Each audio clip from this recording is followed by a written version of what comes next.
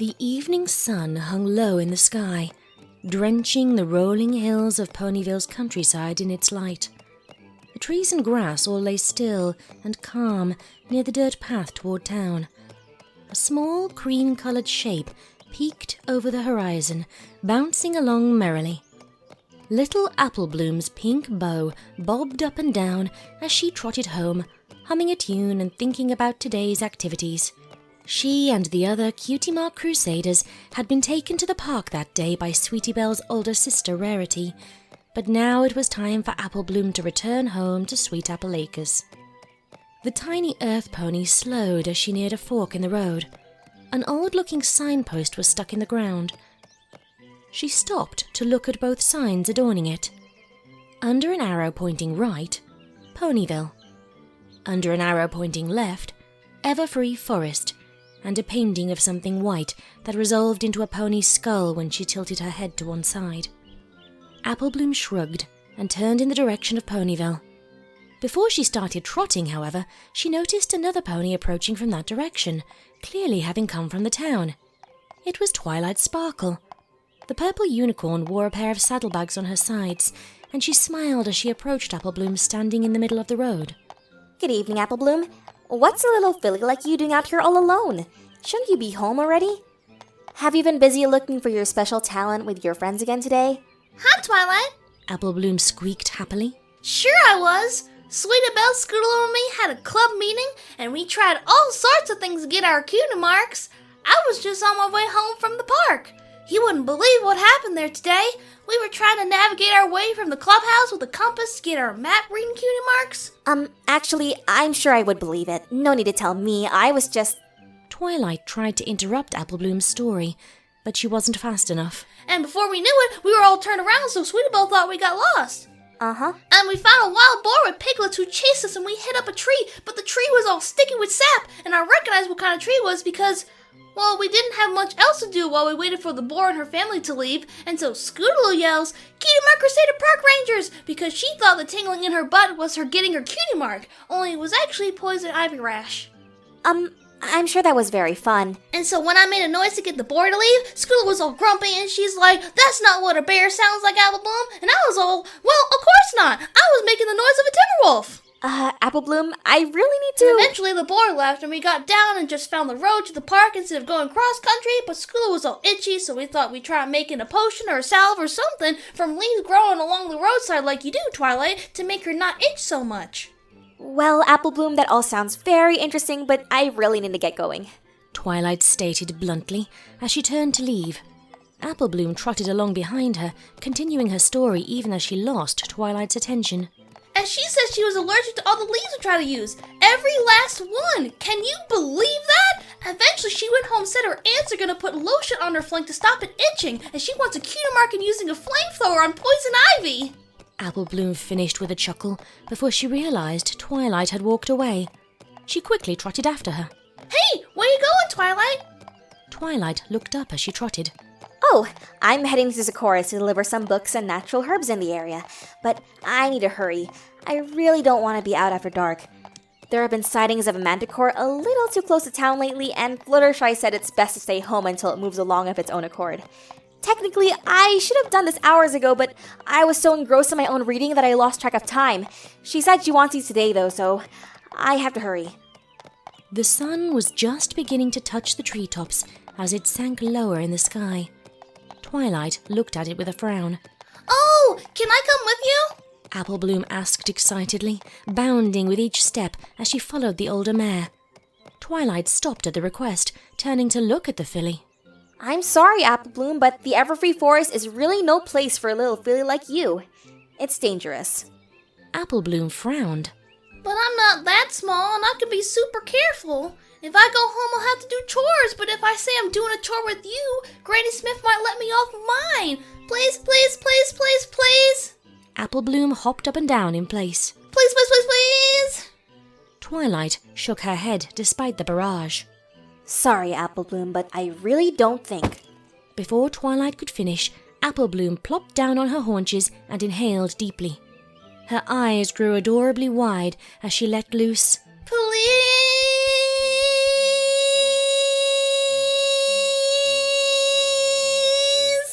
It's just too... Please?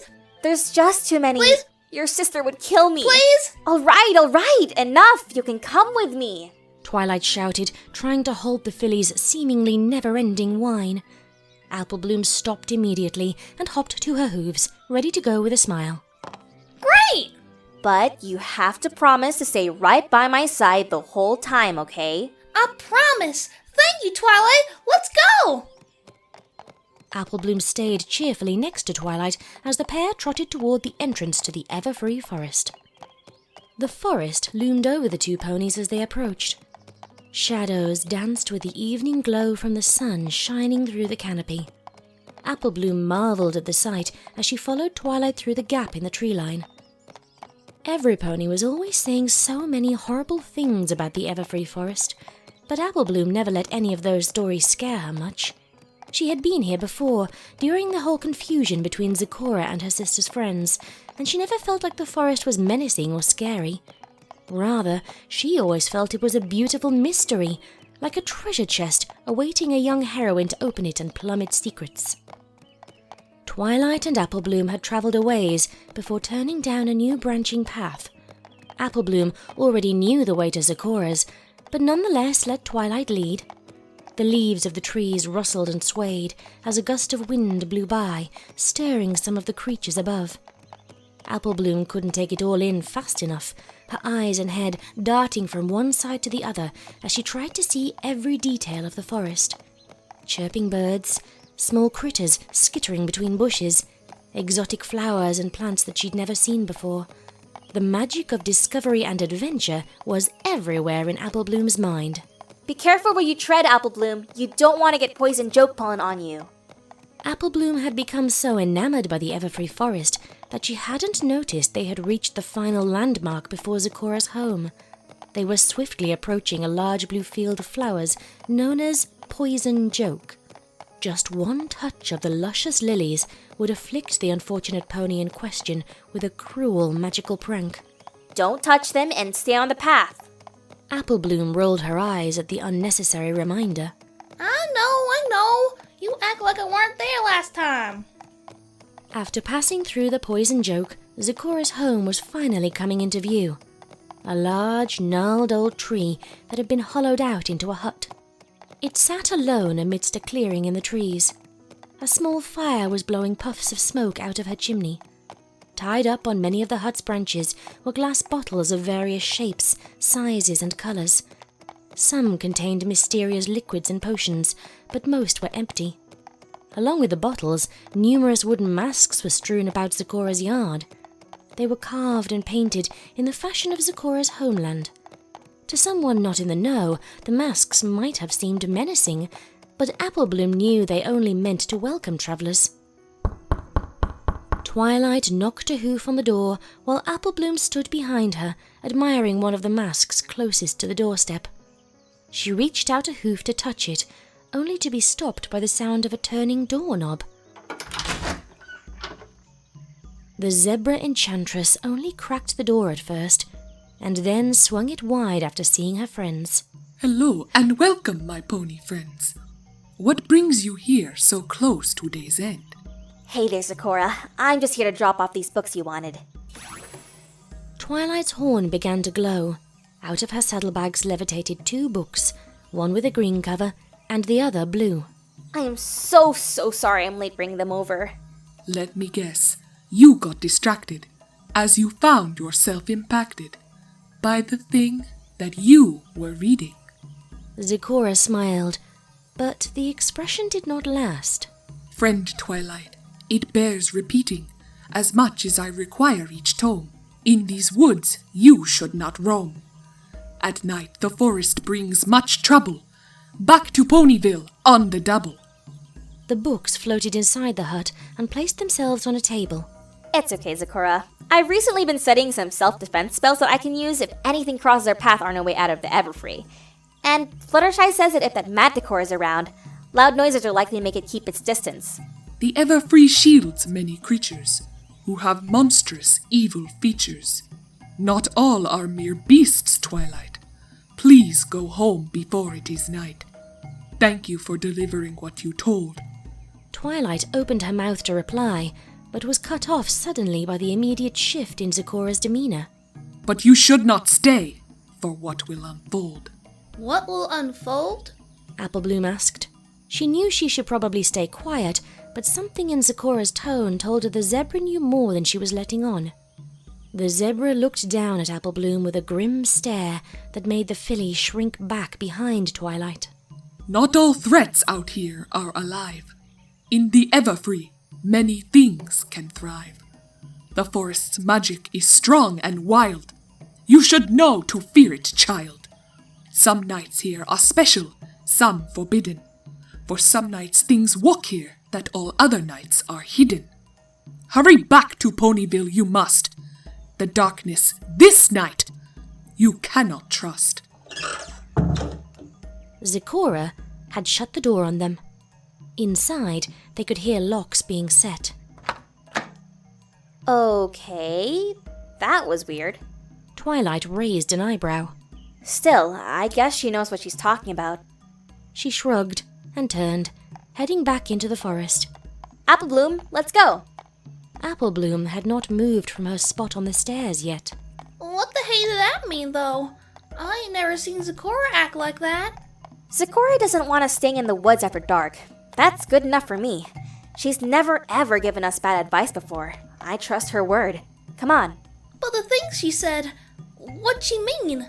Not all threats out here are alive? What the heck does that mean? Are we gonna get attacked by rocks or something? That don't make any sense. Zecora always makes sense eventually. I'm sure she had a good reason for what she said. Applebloom sighed and followed, staring at the ground in thought. A cool, insistent breeze had picked up after the two had left Zecora's home. It blew gently through Applebloom's red mane and tail as the poison joke came back into view. The little filly once again took to scanning the forest and taking in the sights, wondering what Zecora could have meant. Everything in the Everfree was alive. Trees, grass, plants, birds, insects, animals. Even the poison joke flowers around here were all... Applebloom stopped suddenly, swearing she had just seen something beyond the poison joke. A pair of eyes staring at her, there blinking, and then suddenly gone. She paused for a long time, enough that Twilight turned around and tapped a hoof impatiently at the little pony. Applebloom, it's getting dark. What in Celestia's name are you waiting for? I thought I saw some pony out there. Applebloom pointed a hoof to the other side of the poison joke field. It was probably just a squirrel or bird. Come on. 'Tweren't like no squirrel or bird I've ever seen. Applebloom grumbled under her breath. Twilight began trotting again, Applebloom following suit. She was forced to stop, though, as she collided with Twilight's rump, whinnying in frustration. Now why are you stopping? Applebloom asked, but needed no response. There, in front of the two ponies, lay a massive fallen tree. It was far too big to climb over, and was so long it completely blocked what little path there was. Twilight was dumbstruck. Now, how in the name of Equestria did this get here? It wasn't here when we came this way before, and we would have heard the crash of it falling all the way from Zecora's house. Applebloom glanced around the area nervously. You don't think it was... ghosts? She leaned down low and looked over the poison joke fields with a shiver. Maybe that's what Zecora meant. Oh, Applebloom, don't be silly. There's no such thing as ghosts. Twilight assured her, bracing herself as her horn began to glow a pale, purple light. The fallen tree was enveloped in the glow, levitating into the air slowly. With a flick of her head, Twilight sent the large tree hurtling off into the forest with a loud crash. She stopped for a moment, breathing heavily. That was a lot harder than I thought it'd be. It was really heavy. Okay, Applebloom, let's keep... No sooner had Twilight begun to trot again, she was forced to stop. Many more similar trees had been piled directly behind the first, and all blocked the path. Celestia, damn it! Twilight stomped the ground with her hoof, muttering under her breath. She glanced behind herself to Applebloom, who was just sitting there, waiting. Please don't tell your sister I cussed in front of you? I won't. Besides, Scoodle said much worse after she sat in the poison ivy. This is probably gonna take a while for me to clear our path. Don't wander off, okay, Apple Bloom? Twilight pleaded as she tried to compose herself for another telekinetic removal of a fallen tree. Hey, wait! Can't you just teleport us around the trees rather than taking all this time to move them? Well, yes, I could just teleport both of us out here, but then what will the next pony that needs to visit Zecora's do with all these trees blocking the path? I know it's getting late, but I just can't in good conscience leave the path blocked like this. There's poison joke all around this part of the trail, and I'd feel awful if some pony wandered into it and got pranked by its pollen because I couldn't be bothered to take the time to move a couple of logs. Twilight seemed to be working herself into quite a guilt trip as she braced to remove another tree trunk. Okay. It's fine, Twilight. I'm sorry I didn't take all that into account. And what about Zecora? Twilight's magic lifted a tree trunk and swung it sideways, narrowly missing Apple Bloom's head.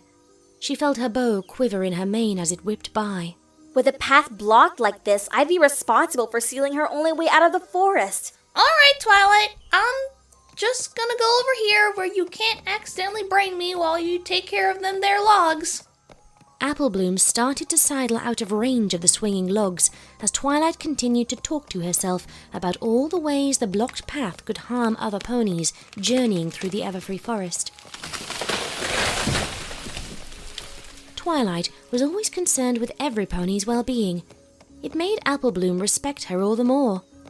Deciding she was perfectly content to wait further up the path, Apple Bloom wandered back the way they came from Zecora's while looking at the flowers. Apple Bloom's ears twitched. She turned, spotting a face peering at her over the other side of the poison joke. It was the owner of the eyes she had seen before. I knew it wasn't no squirrel or bird. Apple Bloom said nothing, taking the chance to get a look at the grey pony. She had a beautiful mane of blonde hair with golden streaks, and her eyes... Wait. Something was strange about her eyes. They seemed to glow with a strange golden light. Fascinated, Apple Bloom took a step toward the pony, her hooves stopping just short of the poison joke. The glow from those eyes was dragging Apple Bloom in, both metaphorically and, suddenly, in reality. She felt her world begin to melt around her, only the sight of those lucid golden eyes filling her entire vision. Darkness swirled and blended with the light, painting together a new world that only Apple Bloom could see.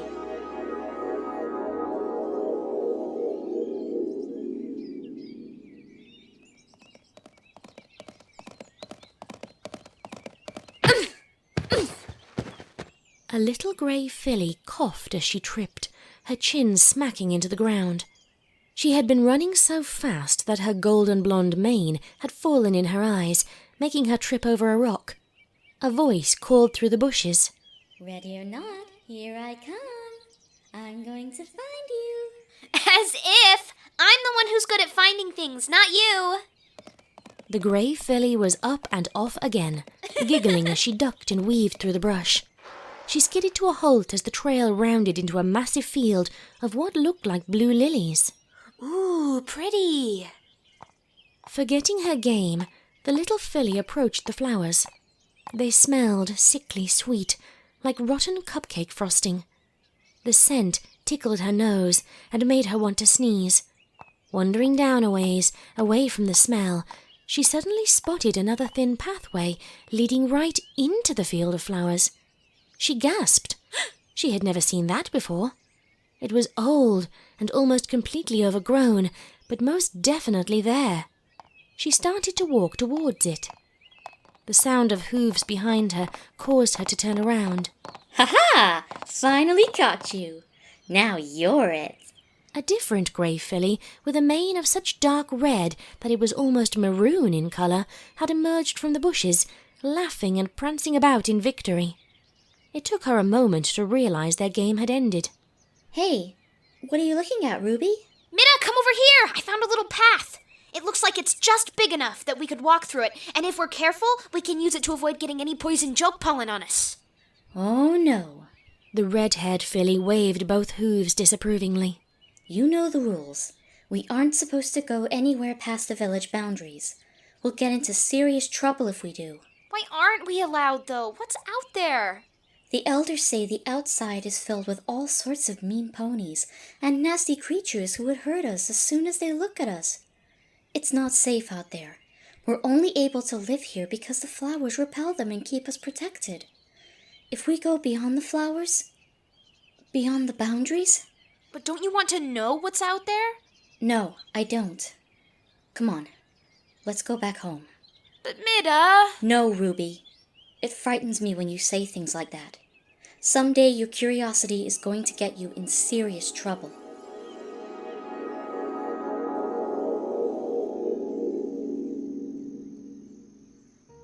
Vertigo and nausea overtook Applebloom as she was peeled away from the vision. Just as she was regaining her composure, she saw the mystery pony duck down behind the flowers. Applebloom teetered forward, almost coming into contact with the joke.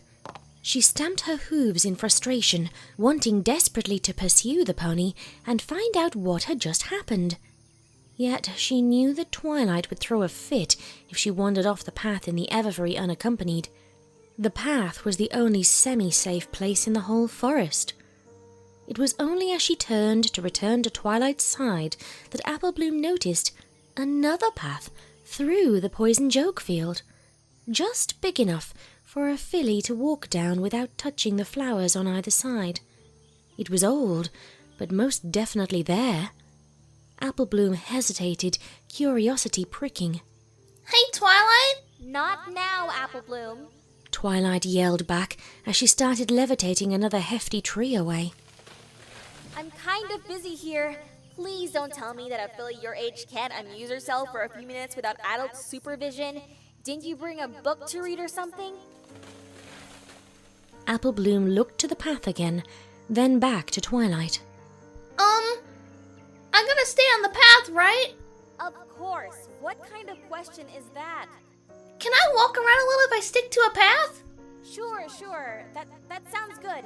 Just don't go too far. It's nearly sunset after all. With a deep breath, Applebloom stepped onto the path and crossed deeper into the woods. The Everfree forest began to take on a much darker appearance as Applebloom passed through the poison joke field.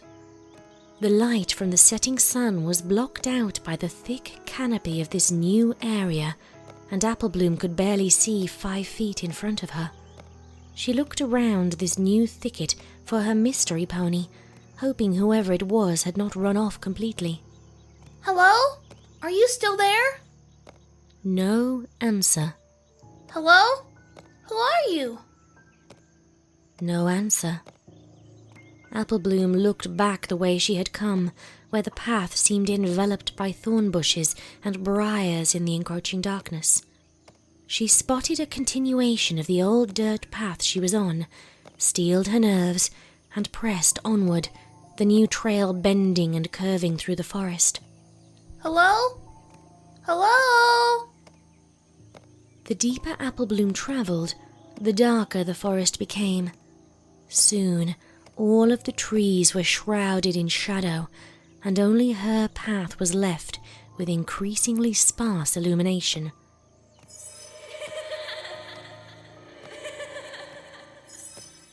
Hello? Are you out there? She paused again, listening. Still no answer. She contemplated turning back, but something kept driving her forward. The memory of that pony's strange golden eyes burned in her mind. Ah! Applebloom's entire world as her path wound through another thick path of underbrush. She could hardly see her own front hooves as she stumbled over some outreaching roots. Something to her side stirred, rustling the bushes. In sudden panic, she galloped forward, tripping over briars and branches. She yelped as she barreled through a particularly nasty patch of thorns, only to find herself galloping into a large clearing. everything was dark, save for one spot. There, right in front of her, was a light on the edge of the forest. It was bright, so bright it illuminated the area around it. Applebloom ran forward, expecting an exit. She jumped through the light with glee. The little earth pony did, in fact, exit the forest, but not into the rolling fields of Ponyville like she had expected. Instead, to her surprise, she had stumbled directly into a different town, one that was completely surrounded on all sides by the ever-free forest. Applebloom stood, dumbstruck. She had not known there was any other settlement so close to Ponyville. Miss Shirley never mentioned any place like this in geography lessons. The entire town was illuminated by large pink party lanterns strung all over. To her left were multiple garden plots filled with vegetables and wheat. On the right was a long line of tables overflowing with all sorts of confections and drinks. A stallion trotted past and paused at one of the tables, nudging at the things on it with a critical eye. He was coloured grey, with black mane and tail. Applebloom trotted up to him with the eagerness of a scared child who believes adults are the best way to stay safe when afraid. Immediately upon noticing her, the stallion gained an eager smile at her approach. Well, hello there, little filly. The stallion greeted her cheerfully. Applebloom forced a smile. Thank you, but where is this? What a question. This is Sunnytown, of course. Sunnytown? She had definitely never heard of the place before. And who are you? My big sister says I ain't supposed to talk to strangers. She asked, thinking she should at least learn the pony's name before continuing to figure out where she was. Twilight might be less mad at her wandering off if she found out she was able to alter all the maps and geography books in Ponyville's library to accommodate a new town next door. The stallion beamed down at Applebloom. Then allow me to introduce myself. My name is Greyhoof, Party Planner Extraordinaire. You've arrived just in time, actually. The party's just starting. Feel free to help yourself to anything. Make yourself right at home. A party? The place looked eerily empty for a party. Pinkie Pie would be aghast. Why, yes. Today we're celebrating the town's founding anniversary.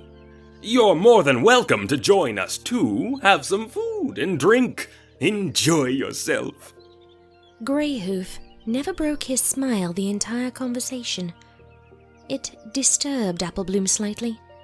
She was used to Pinkie Pie's eternal smile, but there was something wrong with Greyhoof's. It did not reach his eyes. She wished to ask more questions, but he abruptly turned his face away. He trotted over to a stool by a pole to tie up more lanterns. Applebloom's eyes went wide as she got a look at his flanks. He had no cutie mark. Hundreds of questions started buzzing in Applebloom's mind as she took a step back. Why doesn't he have a cutie mark?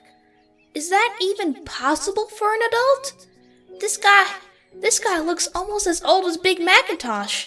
There's no way he could have gone all that time without finding his special talent. Could he? And if he's really as good at parties as he said, shouldn't he have a mark for that like Pinkie Pie does?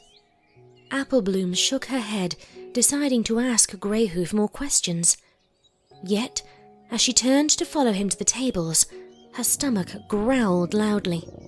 She hadn't had anything to eat since before the journey to the park with Scootaloo and Sweetie Belle.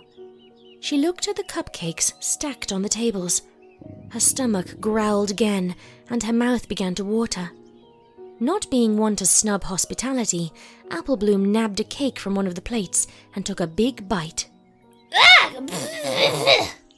Applebloom spluttered as she spit out her mouthful. It might have looked decadent, but it tasted like mold and dust.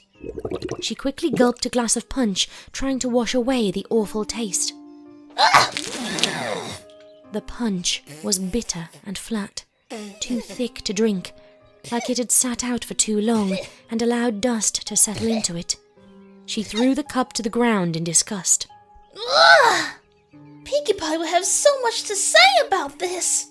Are you okay, little one?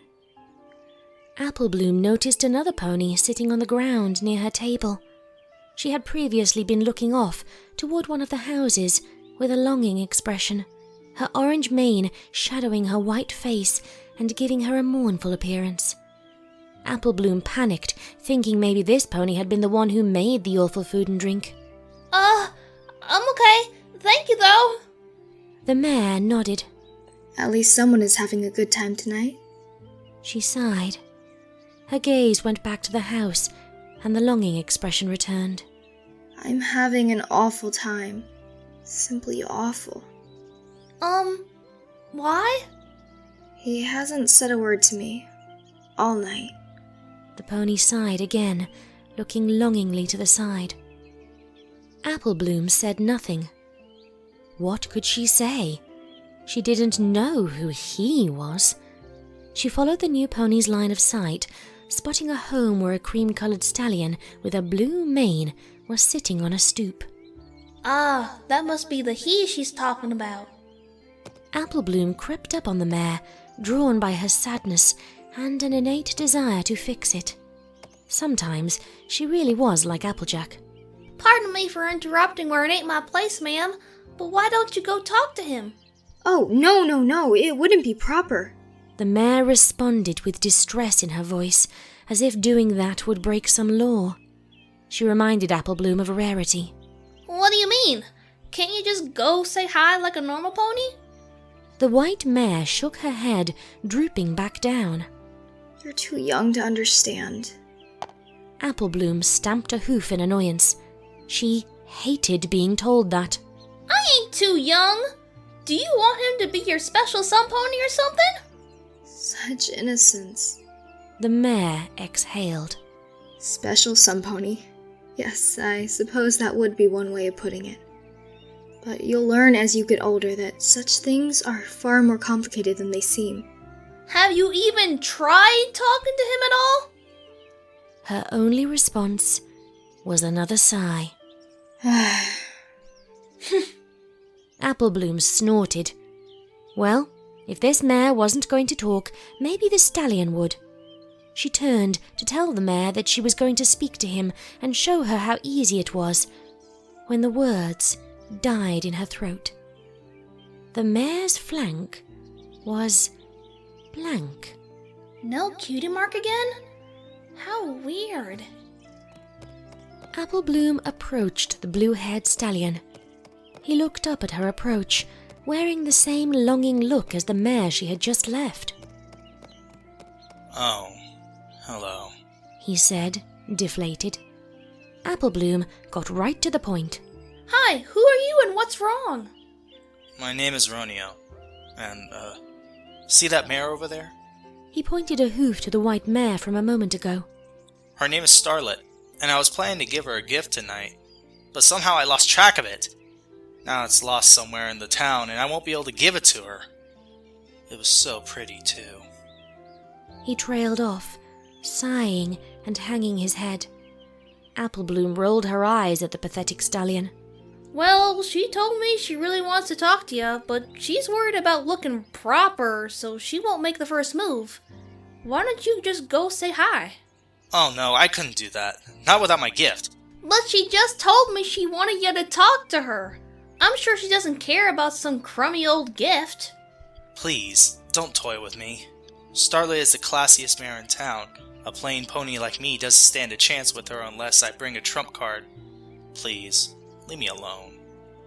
Apple Bloom tried to press further, but the stallion wouldn't respond. With an angry huff, she walked off, leaving the lovesick pony to wallow in his grief. Perhaps she would come back later, when she wasn't so frustrated with the pair of them. For now, her frustration was too high, and she wanted to see more of this strange town she had apparently been living next to all her life without knowing it. Apple Bloom passed by a few groups of ponies, all seemingly enjoying their party. Something wasn't right, though. Every single pony in this town appeared to have no cutie mark. Applebloom wanted desperately to know why. Is this why I've never heard of this place? Do all ponies in Equestria who never got their cutie marks eventually come and live here? Away from normal ponies who got their marks? The thought was a depressing one, and slightly terrifying when she next thought. If I never find my special talent, will I have to come live here too? She spotted a stallion standing alone near the town's well. She galloped up to him. He wore a smile on his face. He was light brown, with a tan-coloured mane that got into his eyes when he spoke energetically. Hi there, little filly. Haven't seen you around here before. Then again, I guess I don't know every golden filly in town, do I? Nope, I don't. There was something odd about the way he talked. A nervousness rumbling under the surface of his seemingly cheery tone, as if he was worried he wasn't being cheerful enough. Excuse me? Applebloom tried to ask nicely. Why don't any of y'all have any cutie marks? This whole town is full of blank flanks. The stallion chuckled to himself as he regarded the little pony. Cutie whatsits? I really don't know what you're talking about, little one. My name's Gladstone, by the way. Nice to meet you. His weirdly happy tone made Applebloom uncomfortable. It almost felt like this happiness was forced, as if the stallion was trying to hide his real emotions. Applebloom stared him down, stretching her little legs to try and seem tougher and bigger. Oh, come on! You know what a cutie mark is! It's the rump mark every pony receives when they find out what makes them special. She had to know if this village was the place all blank flanks eventually ended up if they never found their talents. Don't none of you have them here? Her prying was starting to get the better of Gladstone. Beads of sweat were forming on his brow as his eyes darted away from her for a moment. Nope. Can't say I've ever seen any pony here with a cutie mark. The cheerfulness in his voice cracked across the last statement, like a weak pane of glass. Why does that even matter anyway? Come on, have some fun. It's a party after all. With that, he turned tail and galloped away, tail tucked between his legs like a kicked dog, ending Applebloom's interrogation. She watched as he ran for the safety of a herd of ponies by a table. Before he could slip away completely, Applebloom noticed something strange on his flanks. It was neither a cutie mark nor a blank flank, though. It looked more like a nasty burn. She might have assumed it was an accident, except it adorned both sides of his flank. What the? Applebloom's brow furrowed with a mixture of frustration and contemplation. She moved on, new questions now needing answers, as she spotted another lone pony ripe for her questioning. This one was an earthy green with darker green hair and sat by the edge of the forest. Applebloom decided this time she'd be less direct as she trotted up. Hopefully, that way she would get her answers before she scared the pony off. Hello there! I'm Applebloom. I didn't know there was an entire town of ponies living in the middle of the ever-free forest. She forced a smile, trying her best to seem as innocent as she could. The green mare giggled and patted Applebloom on her head with a hoof. Well, you're not the first visitor to say that, little one. My name's Threeleaf. We got just about everything we need here in our town, so we rarely ever leave. Visitors are so nice when they manage to come by, though, and they usually like it here so much that they too rarely leave once they arrive. How are you enjoying it here? Visitors stayed here once they arrived? Maybe because they, too, were blank flanks and stayed in the village where all blank flanks eventually had to go? That seemed to confirm Applebloom's fears. Threeleaf seemed nice, though, so Applebloom continued. Oh, you guys are all so friendly and the party food sure is delicious. She hoped her sister would forgive her lies. But I was wondering something. Oh, what were you wondering, darling? Well, I couldn't help but notice none of y'all have your cutie marks. Why is that? Three Leaf tilted her head, smiling quizzically. Cutie marks? What are those? Like a little symbol to show what your super special talent is? Oh, around here we just call our super special talents jobs, darling. Gosh, what an adorable way of putting it. You kids, always so adorable. Never mind. She decided to drop the question. Instead, she moved on to a new one. How about that feller? She pointed to Gladstone. What happened to his flanks? Three Leaf's happy demeanor held, but Applebloom noticed her eyes twitch ever so slightly. Oh, Gladstone? Well, you know, he's very clumsy. And... Three Leaf's ditzy air faltered into an anxious stammer. Applebloom frowned at her as she stumbled on. Oh, yes, he was fixing the old well on the outer rim of the town. He's probably the best repair stallion we have, but he slipped and cut himself on a jagged rock in the wall of the well. He bled quite a bit, but thankfully some pony found him. He couldn't walk for a month. Poor guy. Three Leaf's face returned to a goofy grin. He's a good repair pony, huh? Then why hasn't he gotten his cutie mark for that? Three Leaf seemed to shrink from Applebloom's penetrating glare. And what about all those visitors you mentioned earlier? Did they all arrive here without any marks too? Applebloom realized she had barraged Three Leaf to the point she had backed up to the tree line. Three Leaf had lost any remaining air of lightheartedness, her back now pressed fully against a tree trunk as Applebloom stared her down. Three Leaf's eyes darted back and forth. Applebloom pointed to her own flank. I'm a blank flank. You're a blank flank. This whole town is full of blank flanks. Why? Ooh. With a sudden whimper, Three Leaf motioned Applebloom closer and spoke to her in almost a frantic whisper. Look, darling, you won't like what might happen if you keep digging. These curse marks are evil, and no one in this town is allowed to even discuss them. I could get into trouble for even mentioning them out loud. But if you go around shouting about them and asking so many questions, you'll end up like... Oh, Three Leaf! Would you mind giving me a hoof with these party lanterns, please? Grey Hoof had appeared as if out of nowhere behind the pair. He was carrying some more pink lanterns on his back. His mouth wore a smile, his eyes didn't share.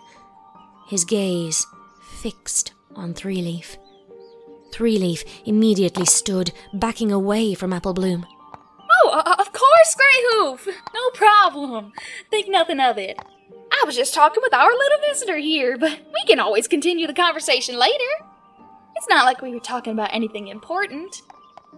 Right, little one? Three Leaf mumbled weakly, following Grey Hoof away. Before they got out of sight, Applebloom clearly saw Grey Hoof's smile fade as he glared and said something angrily to Three Leaf. She hoped that she hadn't just gotten the mare into too much trouble. Sighing, Applebloom wandered back to the well in the middle of town. Hopping onto a rock near its base, Applebloom slumped onto the well's edge in despair, having even more questions than she knew what to do with now. What the hey were curse marks? Is that what this town thought a cutie mark was? A curse? Applebloom was sure that had to be the correlation. Curse mark and cutie mark. The two sounded far too similar. There was also no way this town could have been inhabited by only blank flanks generation after generation. If they had all been born here, some pony in the town had to have gotten a cutie mark at some point. The only reasonable explanation was that ponies came to the town from outside and stayed here among the blank flanks already here, away from the rest of pony society. But it can't be impossible for adult ponies to get their cutie marks real late in life, she thought desperately to herself. So if a pony here gets their cutie mark late, do they have to move out? Go back where they came from? What became of any pony who got their cutie mark after moving here? Applebloom began to wonder what the town might do with ponies who found their marks. Seeing as they called them curse marks, she couldn't imagine the reaction was good. Maybe they sent those ponies away, forced them to roam the Everfree Forest forever, and not let them come back if they had no place else to go in Equestria? As more and more questions continued to churn in Applebloom's little mind, her eyes wandered to the water of the well. Even at its great depth, the water sparkled with the light from the party. Glistening rays of light struck the well's walls from the pool below and danced for the little filly. It soothed her, and her mind quieted. Huh? A stray beam of light made something red flash at Applebloom.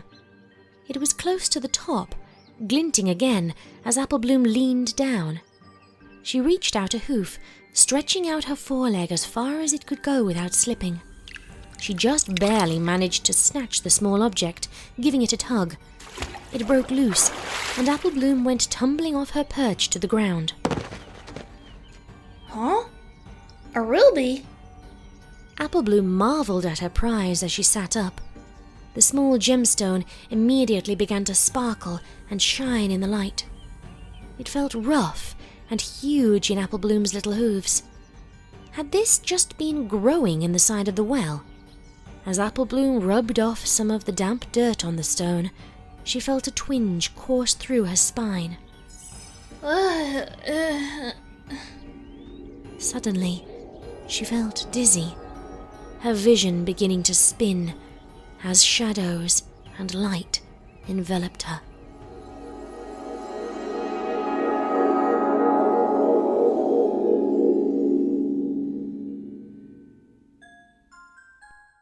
A grey mare with a blonde and gold mane sat in front of a vanity mirror. She brushed her hair, looking down at a little box. Putting down her comb, she reached for the box, lifting its lid to reveal its contents. A couple of marbles, random rusty coins, a large metal bolt, and a tarnished bobbin. The box was full of junk. Only to her, it wasn't junk. These were her treasures. All the things in this box she had found, hidden and stashed around town in the most unusual of places. Now she had one more to add. She reached a hoof into her tail, tugging out a large red gem. The jewel sparkled in the candlelight as she smiled at it. Her friends always told her she had a knack for finding the most bizarre objects and noticing things no pony else would have even bothered with. A knock came on the door. The mare quickly stuffed the gem in her box and closed it, turning. Come on in, Roneo. The cream-coloured stallion with the blue mane and tail opened the door and stepped meekly inside. The mare at the vanity mirror greeted him, and he returned it with a jerky nod. So, what's going on? Well, I wanted to say thanks for the other day. You telling me to say hi to Starlet, that is... He turned his gaze to the floor. The mare chuckled. So it went well? What happened? His nervous manner changed dramatically at the question. Oh, it was so nice. I said hi, and she said hi back. We walked a little bit down the street, and she mentioned she was going to the town anniversary party. I said I was thinking about going too, so she said she'd love to see me there. She said love. Do you think she likes me? The mare had to laugh further at his sudden rush of words. Well, maybe. You like her, don't you? Yes. He spoke longingly, his eyes lovesick. Then all you have to do is spend a little more time with her. If she likes you back, it should show. She paused, looking at her box. She smirked and popped the lid open, grabbing out the red stone she had just put in it. And this will give you a little boost. Hopping off her chair, the mare walked over and placed the gemstone in his hooves. He looked at the gift, stunned. You're just going to give this to me? To get the Starlet? Sure, it's just something I found laying around the edge of town. I think an animal must have dug it up and left it when it realized the thing isn't edible. It's no big deal. Give it to her at the party. She'll never expect it. His eyes lit up with joy. He thanked her and lavished her with praise as he exited. He took one final bow before leaving, renewed pep in his step as he prepared for his next encounter. She giggled again, sitting back down at her mirror and taking up her brush. Good at finding treasures, now good at finding friendships and romance. I really do have a talent for finding things.